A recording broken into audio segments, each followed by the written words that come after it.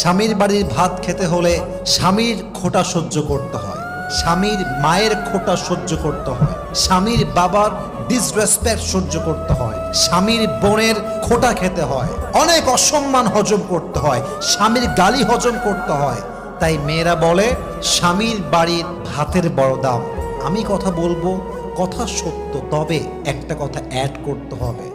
যদি আপনার স্বামীর বাড়ির ভাতের দাম এত বেশি মনে হয়, তবে মাথায় রাখবেন বিয়ের পরে স্বামীর বাড়ির ভাতের দাম যে পরিমাণ বেশি, আপনার নিজের বাপের ঘরের ভাতের দাম তার চেয়ে বেশি।